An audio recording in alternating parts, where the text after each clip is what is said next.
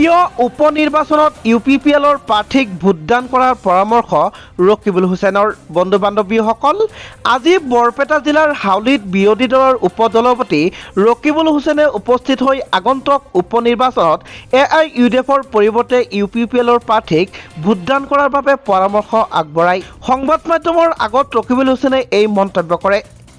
AIUDFে নিজে জিকিবলৈ প্ৰাৰ্থী প্ৰদান কৰা নাই। বিজেপিক জিকাবলৈহে AIUDFে প্ৰাৰ্থী প্ৰদান কৰিছে, যাৰ বাবে বিজেপিৰ মিত্ৰ দল UPPLৰ প্ৰাৰ্থীকে ভোট দিয়াটো ভাল, ৰকিবুল হুছেইনে এই ধৰণে কয়। আনহাতে বৰ্তমানৰ ৰাজ্য চৰকাৰে আজমলৰ পৰা 58 লাখ চান্দা লোৱা বুলিও ৰকিবুল হুছেইনে অভিযোগ কৰে। হাউলিত অনুষ্ঠিত এক অনুষ্ঠানত অংশগ্ৰহণ কৰি কংগ্ৰেছ নেতা ৰকিবুল হুছেইনে আগন্তুক উপনিৰ্বাচন সন্দৰ্ভতো কেতবোৰ গুৰুত্বপূৰ্ণ মন্তব্য প্ৰকাশ কৰে। বন্ধু বান্ধৱীসকল, ৰকিবুল হুছেইনৰ এই মন্তব্যক লৈ আপোনালোকৰ যদি কিবা মন্তব্য আছে ভিডিঅ'টো কমেণ্টত জনাব আগবাঢ়িছোঁ পৰৱৰ্তী গুৰুত্বপূৰ্ণ খবৰ ফালে। জ্বলিছে উত্তৰ প্ৰদেশৰ লখিমপুৰ। হিংসাত্মক পৰিস্থিতিত 9জনকৈ লোকৰ প্ৰাণহানিৰ লগতে কেন্দ্ৰীয় মন্ত্ৰীৰ পুত্ৰ আৰু 13জনৰ বিৰুদ্ধে হত্যাৰ গোচৰ ৰুজু কৰা হৈছে। বন্ধু বান্ধৱীসকল, প্ৰতিবাদী কৃষকসকলে কেন্দ্ৰীয় মন্ত্ৰীৰ নিলম্বনৰ লগতে তেওঁৰ পুত্ৰ আশিষ মিশ্ৰাক তৎকালীন গ্ৰেপ্তাৰৰ দাবী জনাইছে। লগতে মৃত্যু হোৱাসকলৰ পৰিয়ালক 1 কোটি টকাৰ সাহায্য দিবলৈ দাবী কৰিছে। উত্তৰ প্ৰদেশৰ খেৰীত 9জনকৈ লোকৰ মৃত্যুক লৈ অগ্নিগৰ্ভা পৰিস্থিতি বিৰাজ কৰিছে। কেন্দ্ৰীয় মন্ত্ৰী অজয় মিশ্ৰাৰ পুত্ৰ আশিষ মিশ্ৰা আৰু 13জন লোকৰ বিৰুদ্ধে কৃষকৰ প্ৰতিবাদী সমাৰোহত হিংসাত্মক পৰিস্থিতিত কেইবাজনো লোকৰ হত্যাৰ সন্দৰ্ভত গোচৰ ৰুজু কৰি আৰক্ষীয়ে তদন্ত আৰম্ভ কৰিছে। হিংসাত্মক পৰিস্থিতিত মুঠ 9জনকৈ লোকে প্ৰাণ হেৰুওৱাৰ পিছত কেইবাজনো জ্যেষ্ঠ ৰাজনৈতিক নেতা য'ত সমাজবাদী পাৰ্টিৰ মুৰব্বী অখিলেশ যাদৱ, বহুজন সমাজ পাৰ্টিৰ জেনেৰেল ছেক্ৰেটাৰী সতীশ চন্দ্ৰ মিশ্ৰা আদিক দেওবাৰৰ পৰা গৃহবন্দী কৰি ৰখা হৈছে। আৰক্ষীয়ে ভাৰতীয় দণ্ডবিধিৰ 302 হত্যাৰ গোচৰ, 120B অপৰাধজনিত ষড়যন্ত্ৰ আৰু 147 সংঘৰ্ষৰ অধীনত খেৰী হিংসাৰ তদন্ত আৰম্ভ কৰিছে। ভাৰতীয় কিষাণ ইউনিয়নৰ নেতা ৰাকেশ টিকাইতে জিলা দণ্ডাধীশ আৰু আৰক্ষী অধীক্ষকৰ সন্মুখত 4টা প্ৰধান দাবী তুলি ধৰিছে। প্ৰথমটো, কেন্দ্ৰীয় মন্ত্ৰী অজয় মিশ্ৰা সৈনিক মন্ত্ৰীমণ্ডলৰ পৰা নিলম্বিত কৰিব লাগে। তেওঁৰ পুত্ৰ আশিষ মিশ্ৰাক তাৎকালীনভাৱে গ্ৰেপ্তাৰ কৰিব লাগে। লগতে মৃতকৰ পৰিয়ালক 1 কোটি টকাৰ ক্ষতিপূৰণ আৰু এজনকৈ আত্মীয়ক চৰকাৰী চাকৰি দিব লাগে। আনহাতে এই হিংসাত্মক ঘটনাৰ পিছত লখিমপুৰ খেৰিলৈ যাত্ৰা কৰা কংগ্ৰেছী নেত্ৰী প্ৰিয়ংকা গান্ধীক দেওবাৰে সন্ধিয়া সীতাপুৰত আৰক্ষীয়ে বাধা প্ৰদান কৰে। বৃহৎ সংখ্যক আৰক্ষী প্ৰশাসনৰ লোকে প্ৰিয়ংকা গান্ধীক ইটাউজা টলৰ ওচৰত আগবঢ়াত বাধা প্ৰদান কৰে। প্ৰশাসনে টল বেৰিয়াৰৰ সকলো লাইনৰ ট্ৰাক ৰখাই প্ৰিয়ংকা গান্ধীৰ বাবে বাট বন্ধ কৰে। হাৰগাঁৱত গান্ধীক জিম্মাত লোৱা হয়। বন্ধু বান্ধৱীসকল, উল্লেখ্য যে লখিমপুৰৰ খেৰীত উপ মুখ্যমন্ত্ৰী কেশৱ প্ৰসাদ মৌৰ্যৰ আগমনৰ সময়ত কৃষকৰ প্ৰতিবাদৰ মাজতে সংঘটিত হিংসাত্মক ঘটনাত 8জনকৈ লোকে প্ৰাণ হেৰুৱাই আনুষ্ঠানিক বিবৃতিত প্ৰকাশ কৰে। ক্ষুদ্ৰ কৃষকসকলে 2খনকৈ SUV বাহন জ্বলাই দিয়ে। বন্ধু বান্ধৱীসকল, ইয়াতে আপোনালোকৰ যদি কিবা মন্তব্য আছে ভিডিঅ'টো কমেণ্টত জনাবলৈ নাপাহৰিব। আগবাঢ়িছোঁ আজিৰ পৰৱৰ্তী গুৰুত্বপূৰ্ণ খবৰ ফালে। ব্ৰহ্মপুত্ৰৰ ওপৰত নতুন দলং। বস্ত্ৰ নগৰীৰ শুৱালকুছিৰ পৰা পলাশবাৰী সংযোগী নতুন দলং নিৰ্মাণলৈ কেন্দ্ৰৰ 3094 কোটি ধাৰ্য কৰিছে। বন্ধু বান্ধৱীসকল, মহাবাহু ব্ৰহ্মপুত্ৰৰ ওপৰত আৰু এখন নতুন দলং হ'ব। বস্ত্ৰ নগৰী শুৱালকুছিৰ পৰা দক্ষিণ কামৰূপৰ পলাশবাৰীক সংযোগ কৰি এই দলংখন হ'ব। বহুতে ভাল খবৰ, মহাবাহু ব্ৰহ্মপুত্ৰৰ ওপৰত আৰু এখন নতুন দলং হ'ব। বস্ত্ৰ নগৰী শুৱালকুছিৰ পৰা দক্ষিণ কামৰূপৰ পলাশবাৰীক সংযোগ কৰি এই দলংখন। মুখ্যমন্ত্ৰী ডক্টৰ হিমন্ত বিশ্ব শৰ্মাই টুইটাৰ যোগে এই কথা শ্বেয়াৰ কৰি কয় যে পলাশবাৰী আৰু শুৱালকুছিক সংযোগ কৰি ব্ৰহ্মপুত্ৰৰ ওপৰত এখন নতুন দলং নিৰ্মাণৰ বাবে 3094 কোটি টকা অনুমোদন কৰাৰ বাবে কেন্দ্ৰীয় বিত্তমন্ত্ৰী নিৰ্মলা সীতাৰামনৰ প্ৰতি কৃতজ্ঞতা স্বীকাৰ কৰে। দলংখনে গুৱাহাটী আৰু ইয়াৰ কাষৰীয়া জিলাসমূহৰ মাজৰ যাত্ৰাৰ সময় আৰু দূৰত্ব যথেষ্ট হ্ৰাস হ'ব। বন্ধু বান্ধৱীসকল, ইপিনে কেন্দ্ৰীয় বিত্তমন্ত্ৰী নিৰ্মলা সীতাৰমণে আজি অসমৰ ডিমা হাছাওৰ লুংকত 120 মেগাৱাট লবাৰ কপিলী জলবিদ্যুৎক লৈ প্ৰকল্পৰ ভূমিপূজন সম্পাদন কৰে। সীতাৰমণৰ সৈতে উপস্থিত থাকে অসমৰ মুখ্যমন্ত্ৰী ডক্টৰ হিমন্ত বিশ্ব শৰ্মা আৰু শক্তিমন্ত্ৰী বিমল বৰা। বন্ধু বান্ধৱীসকল, ব্ৰহ্মপুত্ৰৰ ওপৰত আৰু নতুন দলং এটা নিৰ্মাণ হ'ব। ইয়াতে আপোনালোকৰ মন্তব্য ভিডিঅ'টোৰ কমেণ্টত নিশ্চয় জনাব। আগবাঢ়িছোঁ পৰৱৰ্তী গুৰুত্বপূৰ্ণ খবৰ ফালে।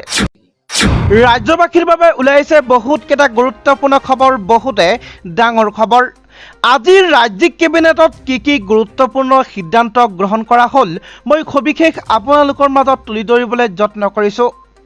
ৰাজ্যৰ স্বাস্থ্যমন্ত্ৰী কেশৱ মহন্তই সংবাদমেল সম্বোধন কৰি আজি ৰাজ্যিক কেবিনেটত লোৱা গুৰুত্বপূৰ্ণ সিদ্ধান্তসমূহৰ বিষয়ে অৱগত কৰে। ৰাজ্যিক কেবিনেটৰ সিদ্ধান্ত অনুসৰি পদপথৰ ব্যৱসায়ীসকলক সকাহ দিয়াৰ বাবে পদক্ষেপ গ্ৰহণ কৰা হৈছে। ৰাজ্যৰ 52,000 পদপথৰ ব্যৱসায়ীলৈ পোনপটীয়াভাৱে বেংকৰ পৰা ঋণ প্ৰদান কৰা হ'ব। মাজুলী আৰু যোৰহাটৰ সংযোগী দলঙৰ নিৰ্মাণৰ কামক সকাহ দিয়াৰ বাবে ৰাজ্যিক GST ৰেহাই দিয়াৰ বাবেও ৰাজ্যিক কেবিনেটে সিদ্ধান্ত গ্ৰহণ কৰে। আনহাতে 2022 চনত ৰাজ্যত 34 দিন বন্ধৰ দিন থাকিব বুলি ৰাজ্যিক কেবিনেটে নিৰ্ধাৰণ কৰে। ইপিনে ৰাজ্য চৰকাৰৰ সকলো নথিত ইংৰাজী কেলেণ্ডাৰৰ লগতে অসমীয়া কেলেণ্ডাৰৰ তাৰিখো উল্লেখ থাকিব লাগিব বুলি আজি কেবিনেটত সিদ্ধান্ত গ্ৰহণ কৰা হয়।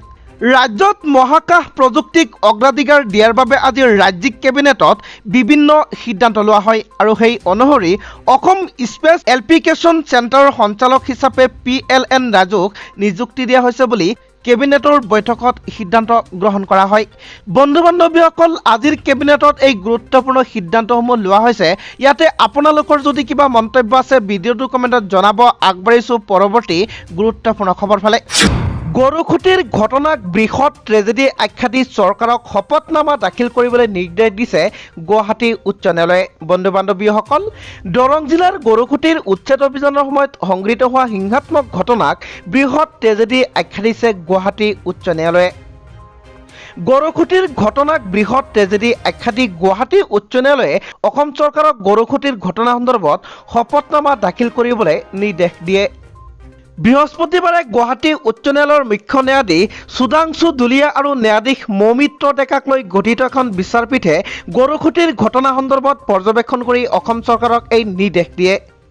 উল্লেখযোগ্য যে 23 ছেপ্টেম্বৰত দৰং জিলাৰ গৰুখুটিত প্ৰশাসনে চলোৱা উচ্ছেদৰ সময়ত সংঘটিত হোৱা হিংসাত্মক ঘটনাত 2জন লোকৰ মৃত্যু হোৱাৰ লগতে আৰক্ষীকে ধৰি 10গৰাকী লোক আঘাতপ্ৰাপ্ত হৈছিল।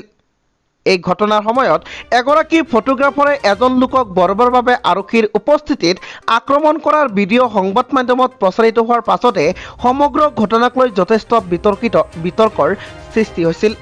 বন্ধু বান্ধৱীসকল, ইয়াতে যদি আপোনালোকৰ কিবা মন্তব্য আছে ভিডিঅ'টো কমেণ্টত জনাবলৈ নাপাহৰিব। আগবাঢ়িছোঁ আজিৰ পৰৱৰ্তী গুৰুত্বপূৰ্ণ খবৰ ফালে। এই মুহূৰ্তত ওলাইছে আন এক বহুতে গুৰুত্বপূৰ্ণ খবৰ, বহুতে ডাঙৰ খবৰ।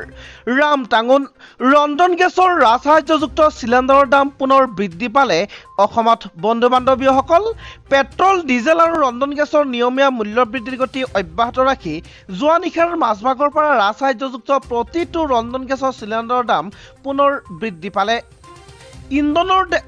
ইন্ধনৰ দেশৰ বৃহত্তম খুচৰা বিক্ৰেতা ইণ্ডিয়ান অইল কৰ্পোৰেশ্যন জাৰি কৰা এটা বিজ্ঞপ্তিত এই ৰাজসাহায্যযুক্ত প্ৰতিটো চিলিণ্ডাৰৰ দাম 15 টকা কৰি বৃদ্ধি পালে।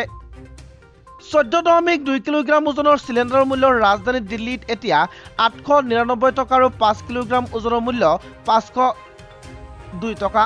উল্লেখ্য যে চলিত বছৰত ৰন্ধন গেছৰ বৰ্ধিত মূল্যই জুৰুলা কৰিছে সাধাৰণ জনতাক।